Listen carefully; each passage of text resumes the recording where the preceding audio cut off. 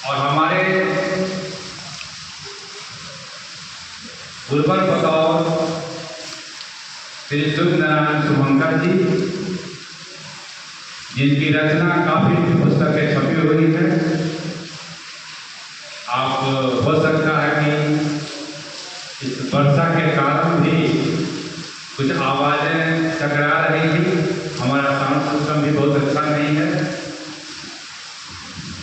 Sir की वाणी भी बहुत मधुर है। हम समझ रहे हैं कि बहुत लोग, खासकर हमारे बच्चे जो भाई जी ने चर्चा भी की है, कि अभी समझ नहीं पाएंगे मानस के विषय में, लेकिन उन्होंने बड़ी गूढ़ बातों का उल्लेख किया है। उनका इस सभागार में अभिनंदन है, वंदन है, खैर मकदम है। मुख्य रूप से एक सेवा से सेवानिवृत्त अभय लग नहीं रहे हैं मुझ से, और कि जहाँ भी जाते हैं इन्हें नवोदित साहित्यकार और कवि के रूप में ही लोग स्थापित मानते हैं। आपने देखा होगा कि कैसे इन्होंने अपनी कविताओं से, अपने काव्य स्वर से आप सबों को बड़ी प्रेरित किया है। मैं इनका भी अभिनंदन करता हूँ, वंदन करता हूँ। मंच पर विराजमान विद्यालय के वरिष्ठ अध्यापक मेरे छोटे भाई श्री अमित बाबू, जो बिल्कुल शिक्षण कार्य में कर्तव्यनिष्ठ रहते हैं और इस प्रकार के कार्यक्रम में हमेशा सहयोग प्रदान करते हैं, इनका भी अभिनंदन और वंदन है।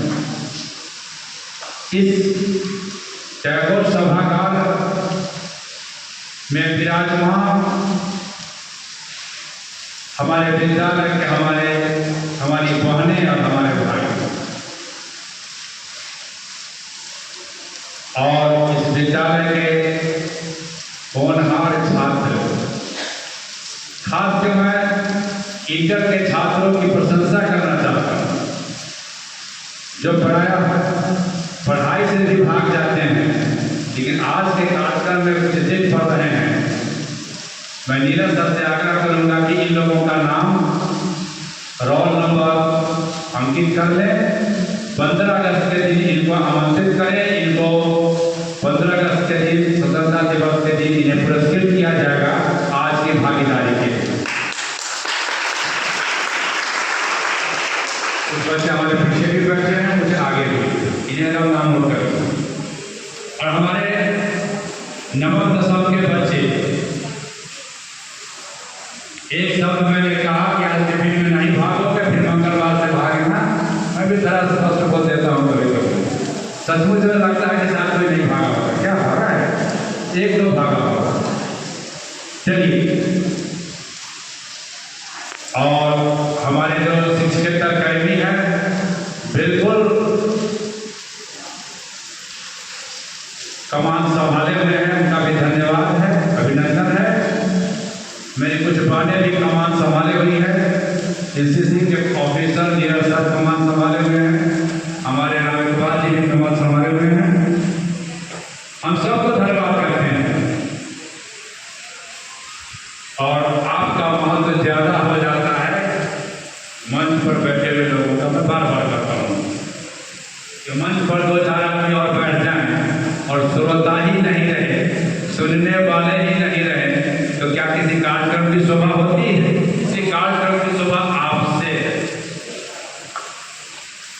और खास करके मैं अपने महिला शिक्षिकाओं का, बहनों का ज़्यादा अभिनंदन करता हूँ, क्योंकि देख रहे हैं कि जो शिक्षक भाई हैं फुल टाइमर नहीं बन सकते, दे कांट भी फुल टाइमर।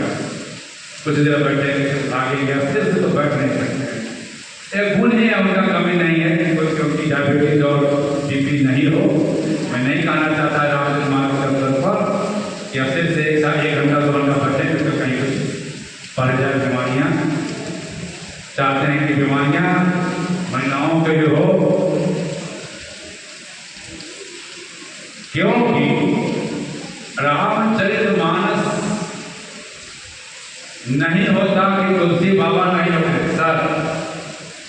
और तुलसी बाबा तब हुए हैं जब उनकी पत्नी हुई है रत्नावली जी। मैं इसलिए यही पर आ रहा हूँ। अगर उनकी पत्नी रत्नावली जी बहुत ही विदुषी नारी थी। कहानी तो सब सुने हैं। एक बार उनकी पत्नी गई ससुराल, अपने मायके शाम में पीछे पीछे भी चलो। नदी में एक मुर्गा को सब नाव समझ